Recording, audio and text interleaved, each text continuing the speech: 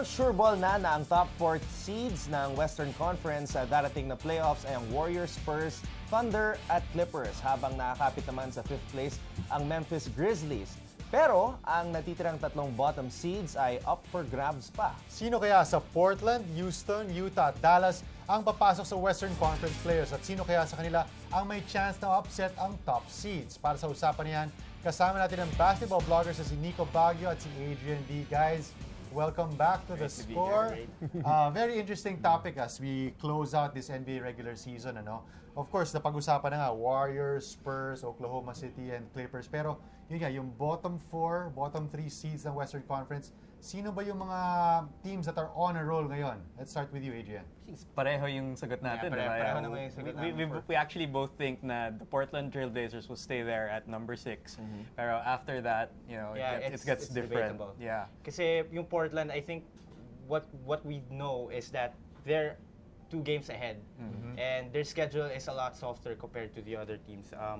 Portland's schedule is actually only has 2 games, Golden State and Oklahoma. Yun lang yung mahirap. The rest are at home and against lottery teams, or at least lower seeded. Yeah, yung problema lang doon is that those are back-to-back games. Yeah, those are back-to-back So mahirapan talaga sila doon. So Portland is number 6 right now, 39 and 36, and then 7, 8, 9 teams, Houston, Utah, and Dallas, parehong 37 and 38, identical ang kanilang mga records. Among those 3, kaninong schedule ang pinakamabigat?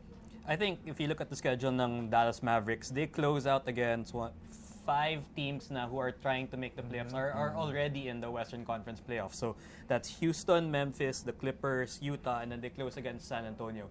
Siguro yung last game na yun, knowing the Spurs, they're gonna rest everybody. Yeah. So it will be the Dirk versus Boban Marjanovic show. Pero the other games, I mean, Houston is fighting for a playoff spot, Utah is fighting for a playoff spot. Memphis and the Clippers, they might try to work back guys. So that's Mike Conley, that's Blake Griffin. So they can expect a challenge there. Talking about Utah, Nico, kanina, Utah played a hell of a game. Forced Golden State into overtime. Actually had the chance to win it in regulation. Kaya lang nagka-turnover si Gordon Hayward. They are among the hottest teams ngayon in the West, 7 out of their last 10 wins. What do you like about this Utah team? Do you think they can possibly upset a higher seed? Well, in terms of upsetting, it's against Golden State. The odds are they're going to play against Golden State or the Spurs. And I don't think they're going to upset it. But they're going to be a challenge because Utah is one of those last teams that's the rest of the league is going fast. They're going pace. They're going 3-point shooting. Utah is one of the last teams that's sticking to the big lineup. They have Gobert, who is 7'3", Derek Favors 6'10", Gordon Hayward, Rodney Hood. Those guys are both tall. And then I don't know who they play at point guard. It's random. At this point, it's Sheldon Mack. Pero the point is, they match up really well against Golden State. Against San Antonio, not so much. Pero against Golden State, they match up so well. They already forced overtime today.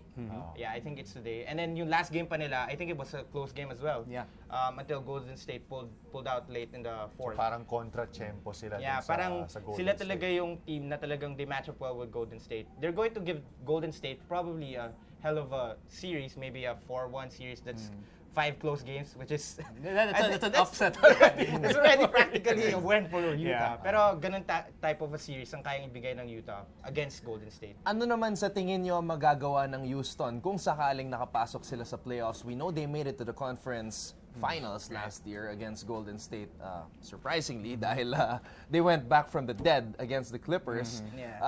Do you think it can be a different story this time around for Houston? I think what's interesting for me, pinaka-interesting ngayon sa Houston Rockets is how much they're relying on Michael Beasley to create offense for them. Oh yeah, Michael Beasley. Coming back from China, bringing him over, and now he's shooting something like 51% from the field. That's crazy numbers, and the fact for me that they're relying on a guy who, I mean, the rest of the regular season was not in the NBA. Yeah. I mean, sobrang It's a big swing. It could be a home run. It could be a big He's kind miss. of like the Josh Smith of the Rockets last year. And Remember they when still Josh have Smith Josh came late? right. That's right. So they have a lot of really strong personalities. So Yeah. if they have a good game, that's also possible. But then seeing this Rockets team, one game they'll come back from 20 points against the Cleveland Cavaliers. The other games are losing to teams like the Knicks and stuff Yeah. like that. So parang, they're such a hard team to predict. Even though if you look at their schedule, last 4 games sila against lottery teams. Yeah. Ako gusto ko pag-usapan itong Dallas Mavericks. Merong star power itong Dallas Mavericks. You have a Dirk Nowitzki there who still capable of going for 40 points.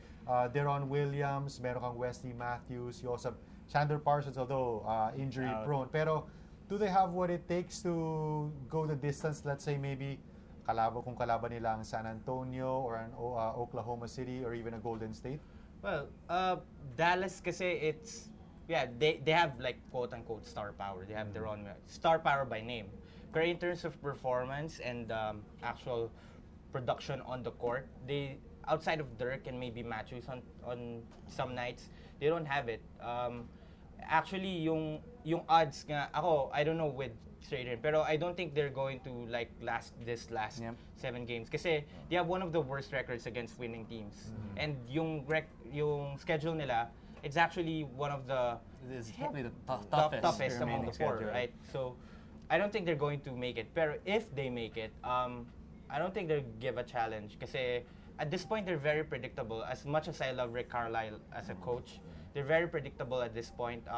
They run a spread offense, and although yung spread offense sila, it's supposed to be effective, they don't have that speed guy. Last year they had Monte. The year before that, parang madami through the years nung kay Rick Carlisle, they always had that guy who was fast, who could make that spread offense work. Ngayon, Deron Williams parang ano na eh. Tanda na eh. Hika-hika na eh. So Parang JJ Barea ngayon nga. JJ Barea. Ngayon nga si Felton na eh. And we won't consider a speed Felton speed guy, diba?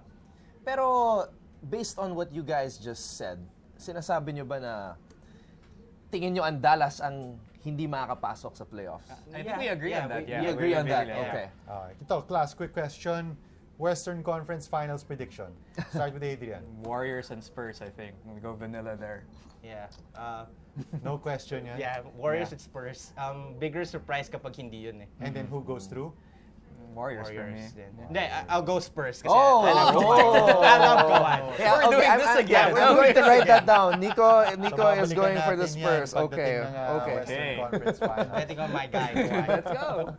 Thank you, Okay. guys. Guys, thank you always for problem. coming on the score. For more sports updates, keep watching The Score. And don't forget to subscribe.